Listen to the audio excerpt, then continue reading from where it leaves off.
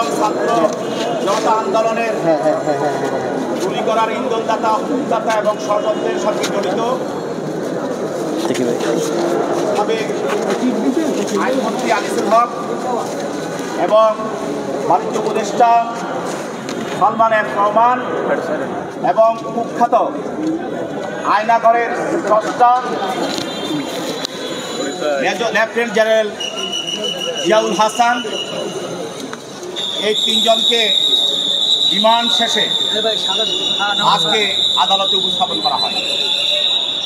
বিজ্ঞ আদালতে তদন্তকারী কর্মকর্তা লালবাগ থানা মামলা নাম্বার ৭-৮-২৪ এই মামলায় একটি দরখাস্ত দিয়ে রিমান্ড প্রার্থনা করেন এবং এই মামলার ঘটনায় বলেন যে গত 18/7 তারিখে আজিমপুর গোলচক্করে ছাত্র জনতার পর পুলিশ গুলিবর্ষণ করে। এই গুলিবর্ষণে আইডিয়াল স্কুল অ্যান্ড কলেজের একাদশ শ্রেণীর ছাত্র খালেদ হাসান সাইফুল্লাহ গুলিবিদ্ধ হয়ে মৃত্যুবরণ করে। তার পিতা এই আসামিদের বিরুদ্ধে এই মামলাটি দায়ের করে এবং এই মামলায় তদন্তকারী কর্মকর্তা আরও বলেন যে তিনি প্রাথমিক তদন্তে এই আসামিদের বিরুদ্ধে প্রাথমিক তথ্য প্রমাণ পেয়েছেন এবং আসামিদের ইন্ধন এবং ষড়যন্ত্রে যে পুলিশ গুলি করে ছাত্র জনতাকে হত্যা করেছে তারও প্রাথমিক তিনি তথ্য প্রমাণ পেয়েছেন এবং আরও তথ্য জানার জন্য, আরও জিজ্ঞাসাবাদ করার জন্য কারা এই হত্যার সঙ্গে জড়িত আর কারা কারা এই হত্যাকে ইন্ধন দিয়েছে, মদত দিয়েছে তাদেরকে বের করার জন্য তাদের 10 দিনের রিমান্ডের প্রয়োজন। বিজ্ঞ আদালত তদন্তকারী কর্মকর্তার বক্তব্য শোনেন। পরবর্তীতে আসামি পক্ষের আইনজীবী আসামিদের পক্ষে বক্তব্য রেখেছেন। বিজ্ঞ আদালত উভয়ের বক্তব্য শোনার পর আসামিদেরকে 5 দিনের রিমান্ড মঞ্জুর করে। একই সঙ্গে এই আসামিদেরকে আরেকটি মামলা, সেটা হলো নিউ মার্কেট থানা মামলা 7-8-7-7-24 এই মামলায় তাদেরকে গ্রেপ্তার দেখানোর জন্য বিজ্ঞ আদালতে প্রার্থনা করেন এবং আদালত যথারীতি তাদের গ্রেপ্তার দেখান।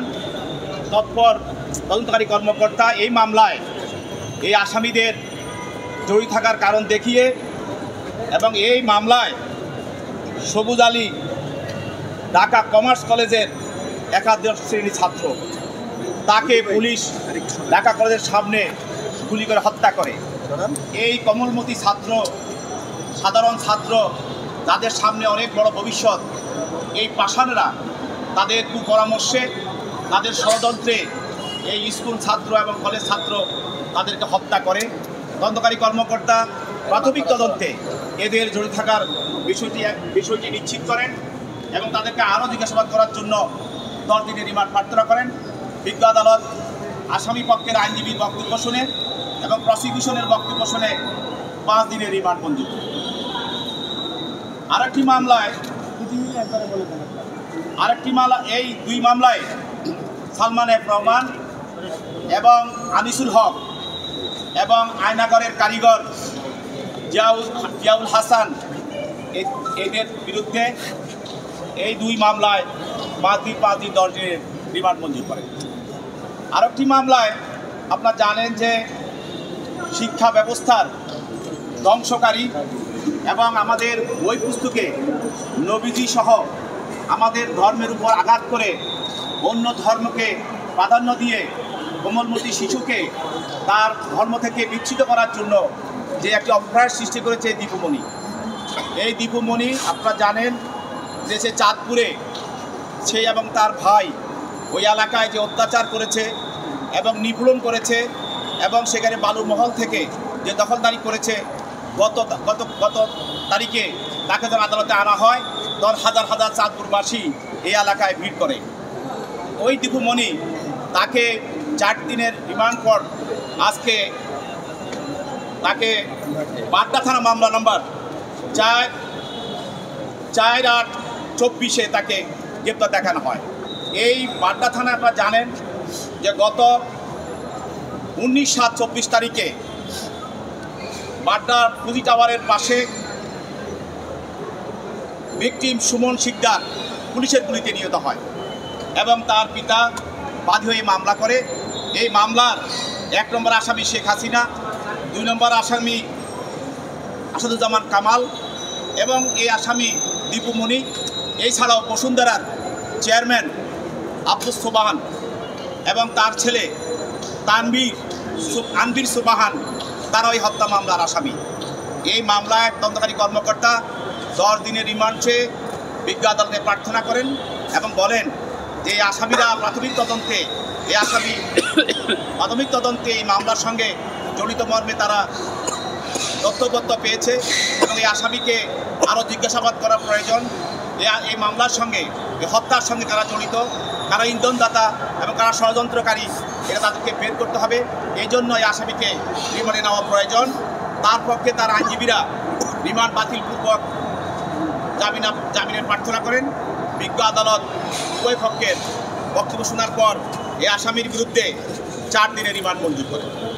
আপনারা জানেন আরেকটি মামলা, এটা হলো বাটারা থানা মামলা 5/8/24। এই মামলায় 19/7/24 তারিখে সেই বাটারা এলাকায় সুমন শিকদার নামে এক ব্যক্তিকে গুলি করে হত্যা করা হয়।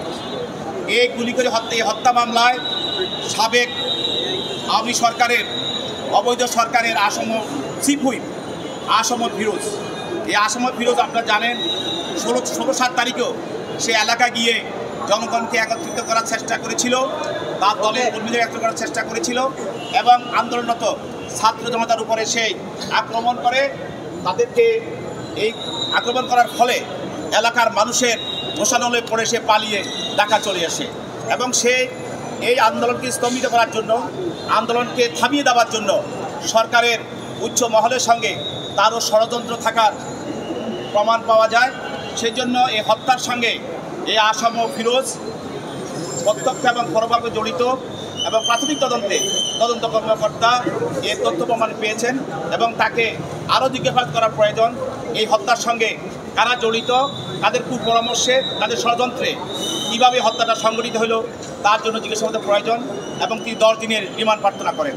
তার পক্ষে আদালতে উপস্থিত আইনজীবী তার রিমান্ড বাতিলপূর্বক জামিনের প্রার্থনা করেন। বিজ্ঞ আদালত উভয় পক্ষের বক্তব্য শুনে এই আসামির বিরুদ্ধে 7 দিনের রিমান্ড মঞ্জুর করেন। আমরা সাংবাদিক ভাইয়ের কাছে একটি কথা বলতে চাই, আমরা চাই ন্যায় বিচার, আইনের শাসন। এখানে যারা আসামি হয়ে আসবে তাদের আইনের